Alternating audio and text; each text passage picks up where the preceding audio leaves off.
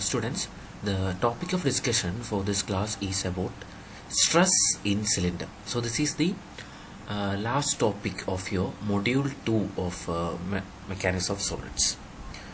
So you all know that what is a cylinder. It is having a cylinder. It is an elongated body which is having a thickness. So thickness, and it is having an internal as well as an external diameter. So that is a normal cylinder.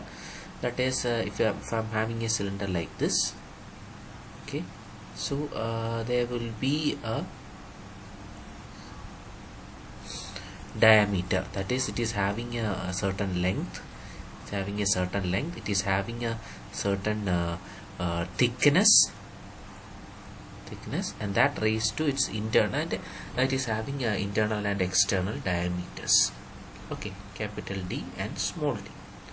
Now based on the length thickness to length ratio, this cylinders can be classified into two types. That is, first one it is a thin cylinder and second one it is a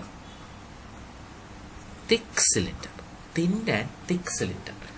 Thin cylinder means a cylinder whose thickness is less than 1 by 15 to 1 by 20th of its internal diameter. So if the thickness length to if the thickness to the internal diameter is in the ratio of 1 by 15 to 1 by 20, such a cylinder is known as a thin cylinder. And if it's greater than 1 by 15 to 1 by 20, then that is known as a thick cylinder. So you have to study about the thin cylinders. That is a cylinder which is having a thickness less than 1 by 15 to 1 by 20 of its internal diameter. So such cylinders are known as thin cylinders. Okay. So we have to study this one, thin cylinder. And in the case of a thick cylinder, and you all know about stresses. What is a stress? Stress is force by area. So for a thin cylinder, if I am having a cylinder like this, a cylinder is here, okay, and here, if this is a thin cylinder, then the stress means what? Force. So we are using cylinders to for example, to store some liquid or air, or to transport some material from one place to the another, etc. We are using cylinders, and so every time there will be some fluid, internal, there will be a fluid inside, there will be fluid inside, okay. So this fluid, that is full fluid, or fluid can be a gas or a liquid, it will exert pressure, and that due to that pressure stresses will be developed, okay. So that stress for a thin cylinder, the stress developed at this internal portion and the stress developed at this external portion will be almost the same. That is, the stress in this region, the stress will be uniform, okay. But in the case of a thick cylinder, the stresses will vary. That is, it will be higher at some point and it will reduce to the other end, or in vice versa. So in our point of discussion, now you have to focus on thin cylinder. So basically, what is a thin cylinder? A thin cylinder, first point it is that it is having a thickness less than 1 by 15 to 1 by 20 of the internal diameter. And second point is that the stresses are uniform. Your stresses are uniform. Okay, that means that is it is almost equal. Then the thin cylinders are mainly used. I think you have to know that, since, for example, our common usage of a thin cylinder, it is that it is used in LPG, LPG cylinders, then it is used in boilers. It is used in boilers.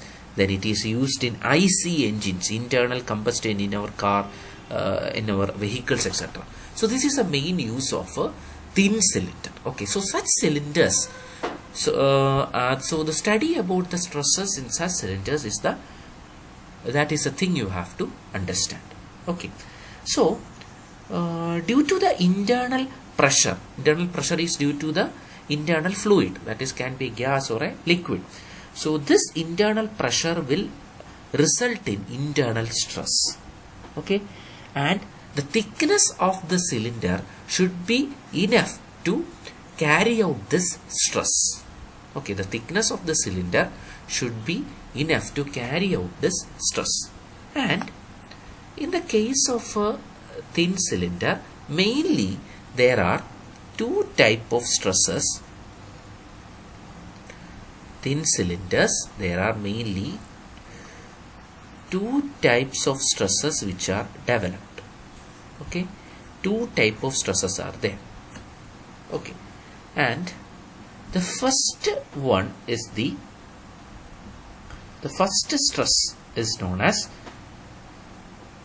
it is known as the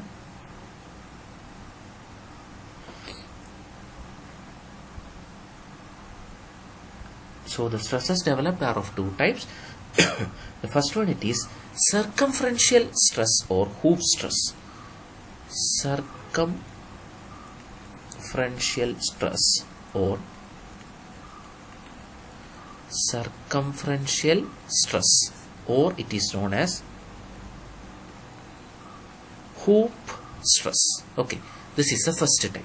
Second one is longitudinal stress. Longitudinal stress. So these are the two types of stresses that develop in a thin cylinder. Okay, so you have to now you have to know what are these stresses.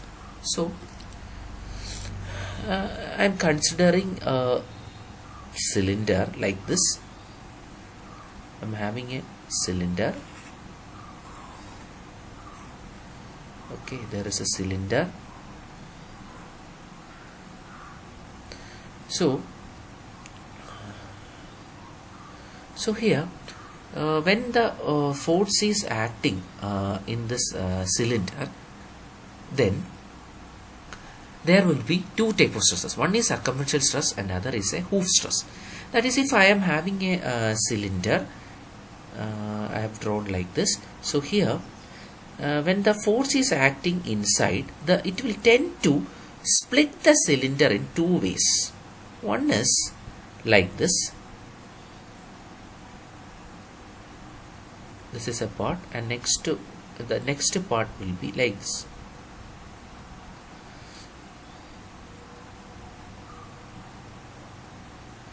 So this stress will tend to split the cylinder in this way. Or another possible way of splitting this is, this will be the cylinder, and this will try to split the cylinder like this. That is, from the middle the cylinder can split. So you can understand here this was the original shape. Now it is splitted in two halves like this. Here it is splitting into two halves like this. Longitudinal way, along the length it can split. So that splitting will cause a stress that is known as longitudinal stress. Then circumferential means this is a circumference. Okay, this is the circumference. So it will split in this. It will be split into two halves. There is a top and bottom half.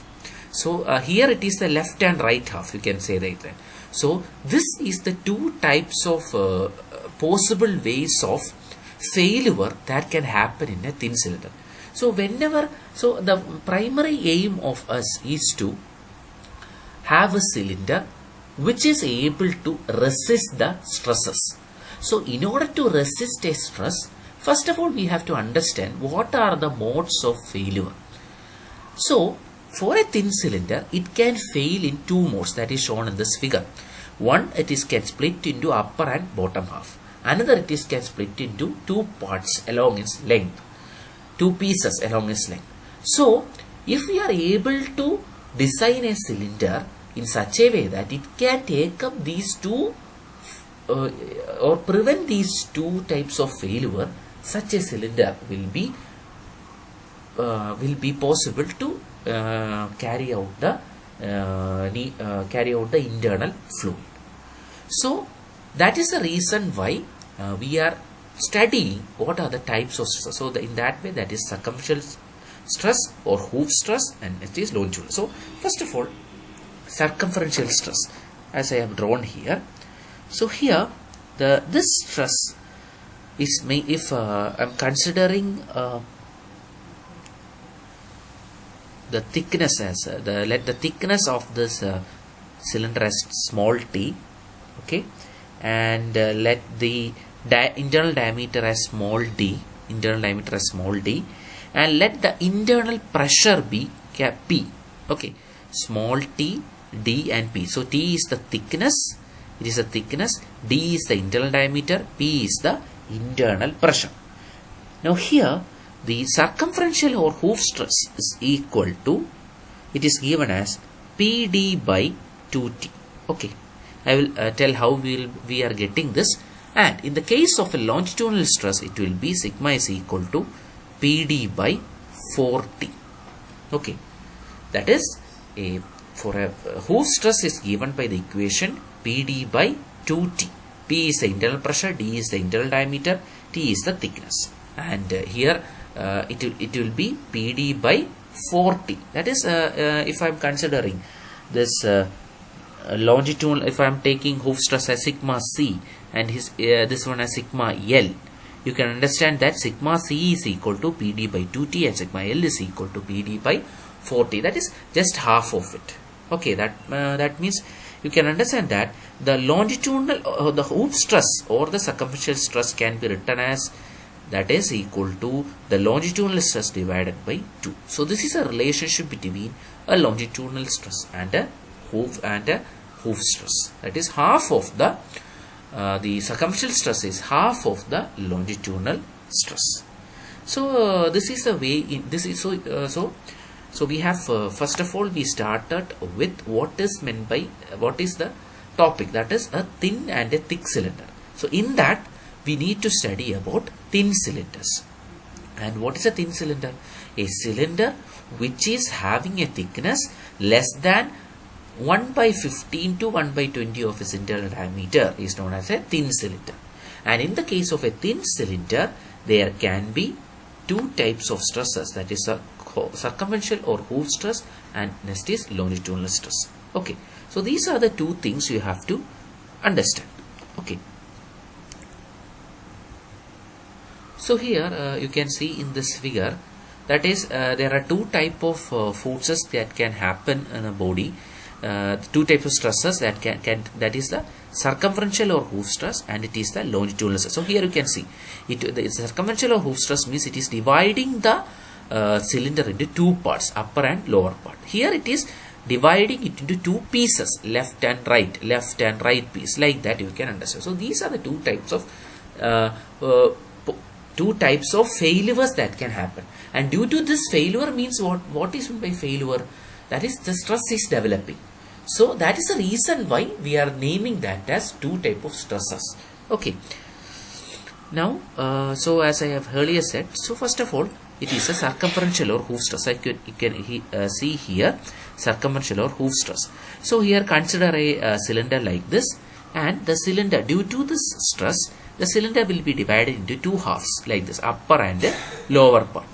So here there is a internal pressure capital P is there, D is a small diameter and L is the length. Okay, you can see here. Now the force due to the internal pressure. Now I am trying to find out I have said that the hoof stress is given by the equation PD by 2T. So how this is we obtain this? You need to understand that. So in order to know that, first of all we will be equating two forces, that is force due to fluid pressure should be equal to the force due to circumferential stress. That is, the fluid will be providing a stress, that is a fluid pressure. That fluid pressure should be equal to the stress. So then only it will not be failing in that way. Okay, so here, so force due to fluid pressure, that is force is equal to P is the internal pressure. P is P into area of the where is acting. Area is equal, you can see here, it is acting in a length of D times L. D times L, that is the area. That is P is the internal pressure.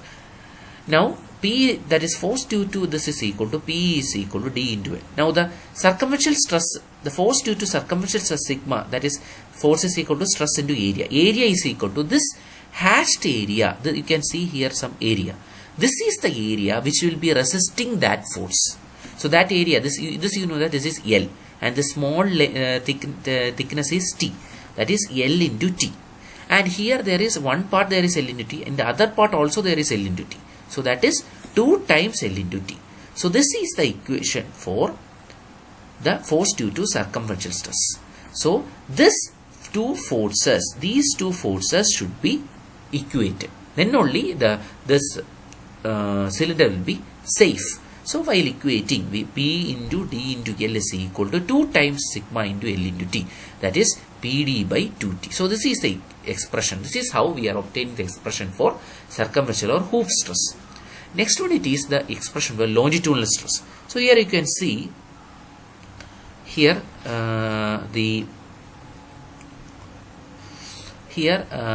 as it is written, if the cylinder is like this, it will be splitting into 2 parts like this, okay, in the longitudinal way. So such a splitting will result in a stress that is known as longitudinal stress. And the longitudinal stress can be taken as, that is force due to liquid pressure. That force is equal to, now here we are considering a cylinder like this. There is a cylinder. I am just drawing his cross section. So here there is a P is acting. P means it is the internal pressure due to the fluid, and it is acting at a distance, at an area of this circular area. That is force due to this fluid pressure is equal to P into area. Now the area is pi by 4 into D square. Now the area is pi by 4 into D square. Now the resisting force means here, if this was the original cylinder, okay, this was the original cylinder, then the cylinder would have broken into 2 parts like this. Okay, the cylinder would have broken into 2 parts like this. So this is the longitudinal stresses will be acting in this way, in the both directions. So that pressure due to that fluid pressure is given by P into pi D by 4 square, D square. Now the resisting force, to resist that force, here if I am taking this cross section, okay, I am taking that cross section. So I am drawing this cross section. Okay. Now what is the resisting area? This hashed portion, this is the resisting area.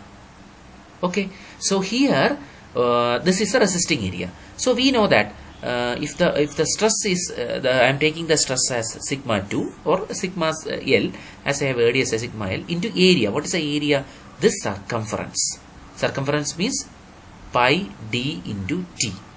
Pi, that is pi D. Pi D, it is the circumference, into T. Into T, it will give this area, total area. So that is the reason we are getting pi D into T. So when equating these two, we will be getting sigma 2 is equal to PD by 4T.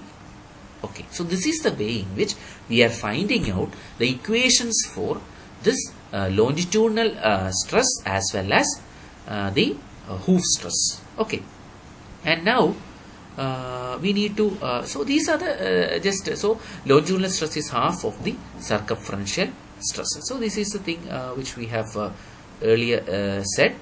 Okay, that is now.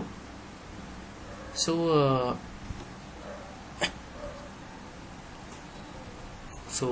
in the earlier I have said a small change is there. Here the circumferential stress is equal to, it is not in this way, that is this sigma L, that is the longitudinal stress, is equal to sigma C by 2. So that is the thing you have to understand. Okay, so a small change is there, so accidentally I wrote it.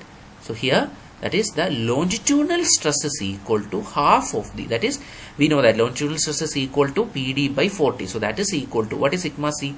Sigma C is equal to PD by 2T, and it times half, that will be given to PD by 40. That is sigma L. So that is a small change. Okay.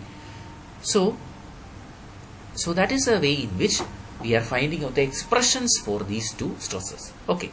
Now we are having some problems are there, and before that another thing is that maximum shear stress. So at any point of the material of a that is considering a thin cylinder only, so that will be explaining later. Now just understand, we will be doing some two problems will be there. First one, a cylindrical pipe of diameter, we are giving a pipe of diameter 1.5 meter and thickness 1.5 centimeter is subjected to an internal fluid pressure of 1.2 Newton per mm square. Calculate the longitudinal stress and circumferential stress. Okay. So here this is a question. A thin cylindrical pipe of diameter 1.5 meter and a thickness. So it is given as the diameter as 1.5 meter and the thickness as 1.5 centimeters. Okay. Subjected to a internal pressure, that is P is given as 1.2 Newton per mm square. So these things are given. So we have to find out the longitudinal and circumferential. So first of all, we have to classify it into thin or thick cylinder. So we know that what is a relationship between thin and, that is, we have to find out the T by D ratio. So T is 1.5 centimeter. Centimeter means it can be, I am converting this into what? Meters. Okay, or I am converting this into millimeters. Directly I am converting. So I will be getting a thickness that will be that is 1.5. Okay, so 1.5 centimeter is there, and so 1.5 centimeter, that is 1.5 into 10, that is mm. Then 1.5 meter, 1.5 into 1000.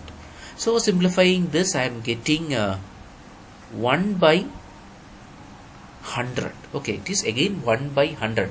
That is, it is again less than. So it is again it is less than 1 by 20. And it is again, it is which is less than 1 by 20. Hence, this is a thin cylinder only. Thin cylinder only. Okay.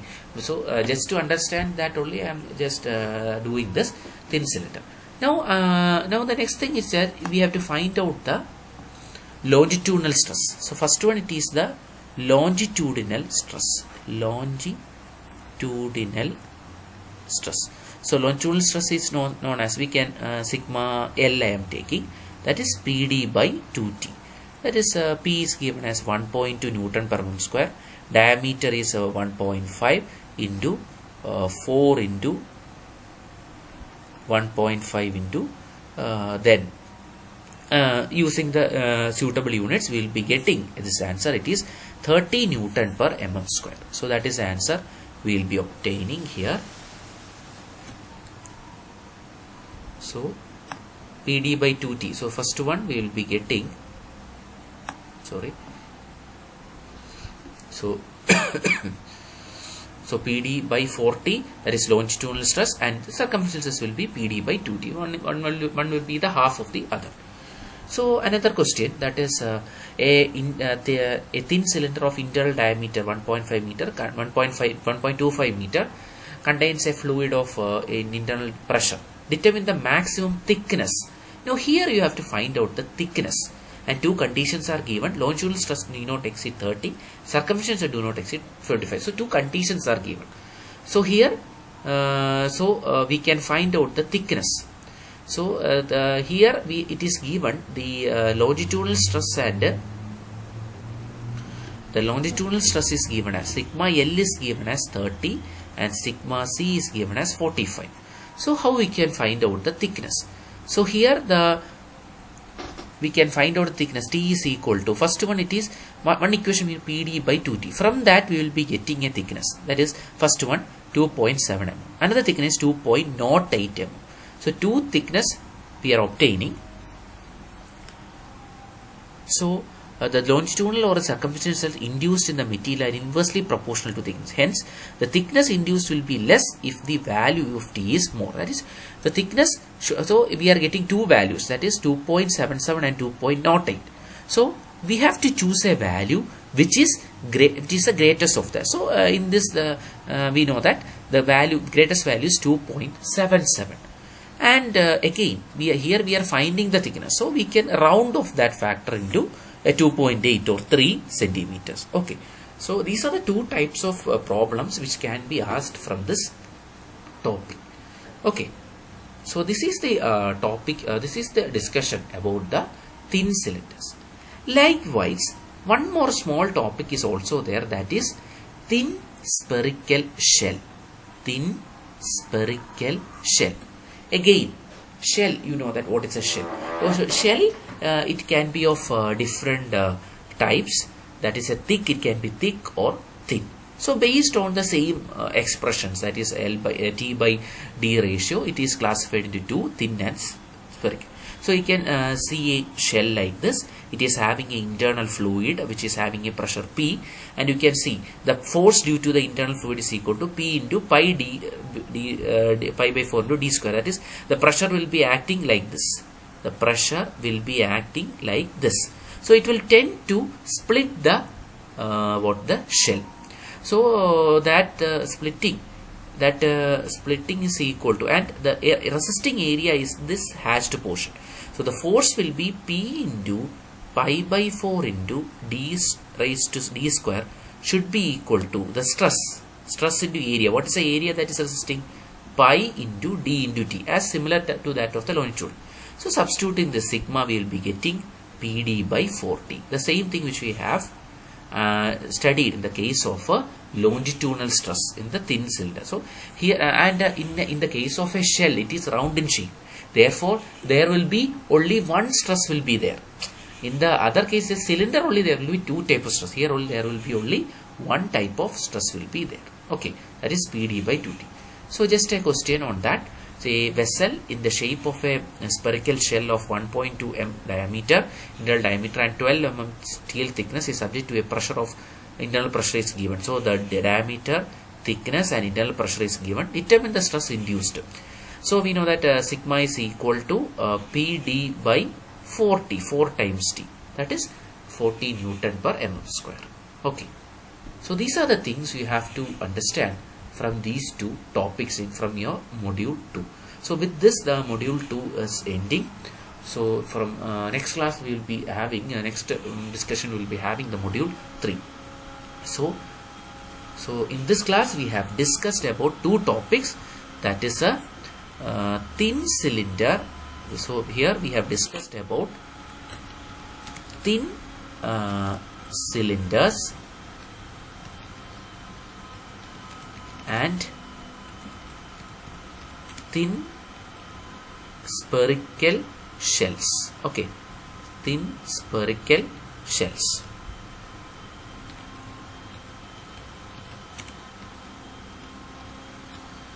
Shell. And in that thin cylinder, in the case of a thin cylinder, there are two types of stresses. What are they? That is a circumferential stress or a hoop stress. That is the important hoop stress. And other one, it is the longitudinal stress.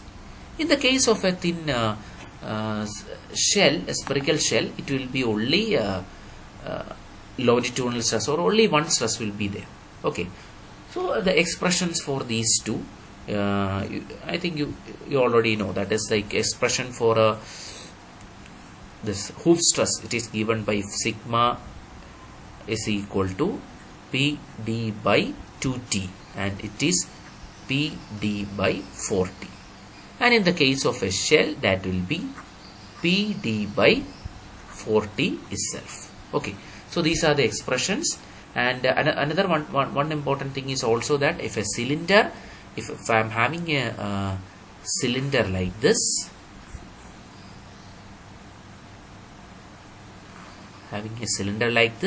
then it can fail in two ways. It can fail in two ways. What are the ways?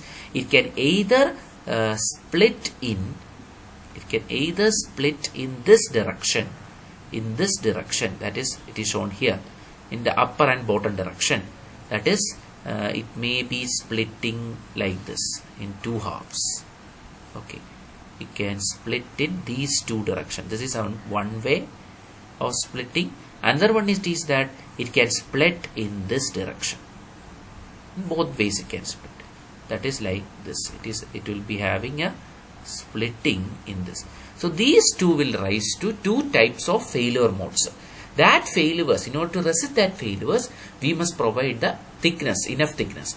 In order to find that enough thickness, we need to find out the stresses. What are the stresses? From that only, we will be able to find out the thickness. So our primary aim is to design a cylinder. Design means to find out the thickness of a cylinder which is able to resist these two types of stresses. Okay, so that is the thing which we have studied here. So this is the topic, that's all. And two types of problems can be asked, either to directly find out the stress, or either you have to find out the thickness which is needed. And while finding out the thickness, you may be getting two type of thickness, and you have to take out the highest value so that the stresses will be minimum. That is, you can read here that a longitudinal or circumferential induced in a material are inversely proportional to the thickness. Hence, the stresses induced will be less if the value of the thickness is more. That means, you know that in both the equations we have sigma is equal to PD by 2T, and here also it is PD by 4T. Here all we can say that sigma is inversely proportional to thickness. So our base aim is to reduce the thickness, reduce the stress. So if T is increasing, if this is increasing, what will be happening? Sigma, that will be reducing. Okay, that is, if I am having a thickness of 1 by 2, the stress will be equal to 0.5. If I am having 1 by 4, what will be the thing? That is, it will be 0.25. Okay, so which is better? 0.25. That is, the stress should be less. Okay, so that is the reason why we are choosing a higher thickness and then routing off to a routing off to an integer value is there being done. Similar in the case of a thin spherical shell. Okay, so that's all for this discussion. Thank you.